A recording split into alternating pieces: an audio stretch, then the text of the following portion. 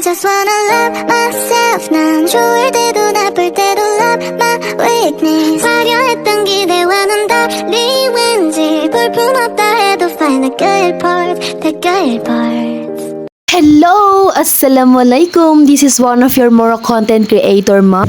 So for today's video, magluluto tayo ng merienda. Ang lulutuin natin ay tortang toge. Ko na pala na video kung paano ko pinaghalo ang toge at ingredients nito. Ang ingredients lamang nito ay toge, harina, 2 itlog, asin at namnam at baking soda. Isang maliit na kawali, nag-init ako ng mantika at nang mainit na, nilagay ko ng pinaghalong harina at toge. Ang tawag pala dito mga mi is tortang toge. Nang maluto na, hinango ko ng first batch at isinunod ko rin agad ang second batch. Habang hinihintay kong maluto yung second batch, gumawa na rin ako ng sauce nito. At ang gagawin nating sauce ay suka. Dito ay naggayat ako ng maraming bawang. Sa isang container ay naglagay ako ng bawang, vinegar, asin, namnam at paminta.